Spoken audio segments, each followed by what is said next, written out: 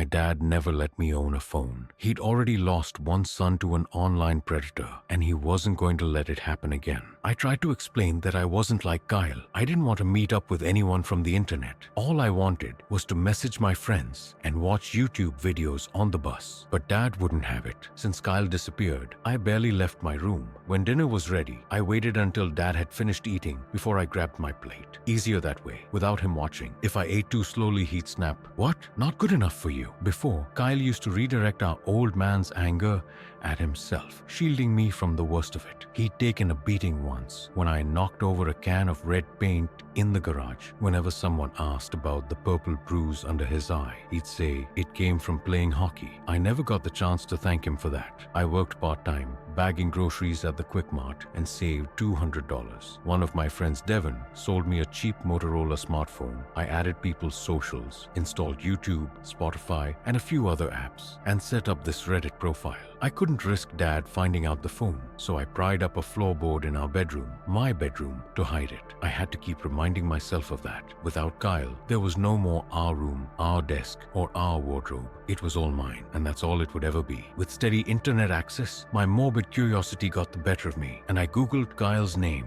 Articles. Recent articles popped up, and a headline on an obscure news site froze me. Father investigated in missing child's case. The photo showed Dad stepping in or out of his Lexus. Suddenly, his boots echoed on the staircase. I slid the phone back under the floorboards and hopped into bed, pulling the cover to my chin. Dad leaned in my doorway, slurring, "G-night, Bailey." Lately, I'd caught him hiding a flask of whiskey in his jacket. It hadn't been this bad since the early months of the divorce. "Good night, Dad," I replied, but a question escaped me. Is there any new information on Kyle?" His expression sobered. "You know the rule. We don't talk about him. It's not for you to worry about." When he left, he kept the door ajar. I considered closing it, but if he went to the bathroom during the night and found it shut, he'd chew me out. I rolled onto my side and tried to sleep. I was beginning to drift off, my thoughts bleeding into hazy dreams, when the sound started. Scutch, scutch, scutch. It reminded me of nails on skin or a shovel in dirt. I looked down at the floorboard I'd hidden the phone under, and the scratching stopped, as if it was saying, "Yes, it's me. I'm here." Had I left Spotify playing by mistake? Carefully, I slipped from the bed and crouched by the floor, glancing at the door to be sure Dad wasn't watching. I pressed my ear to the boards and listened. Scratch, scratch, scratch. Then I recognized the sound, fingers clawing through soil, as if something was climbing up from beneath the house. I jumped back into bed and closed my eyes, desperately trying to ignore the sound. It was an absurd thought, not one a rational mind interprets. Yet,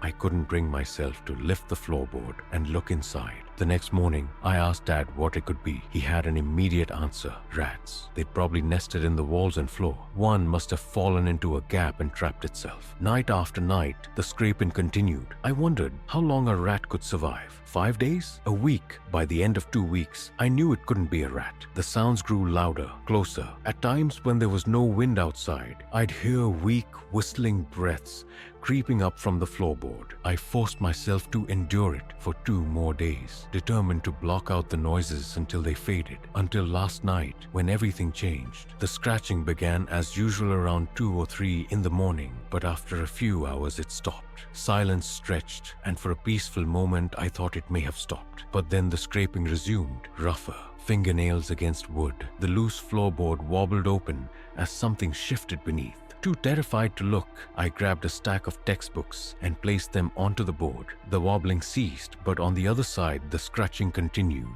I stayed awake until dawn, and at first light, I finally removed the textbooks and lifted the floorboard. Inside, my phone was gone, fallen into what had replaced it, an arm-sized hole leading into blackness. My heart pounded as I stared down the void. Without my phone, I had no light to shine inside and see how deep it was. So instead, I leaned closer and hovered my ear over the hole, breathing the weak whistling breaths I heard earlier, like the lungs were filled with dirt. My pulse quickened. It couldn't be true. It'd be ridiculous to even consider it. But I found myself confronting the possibility. Something was buried down there. At school the next day, I borrowed Devin's phone and called my number.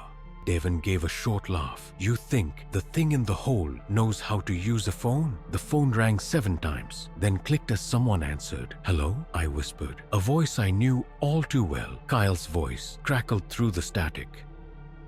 Don't trust him.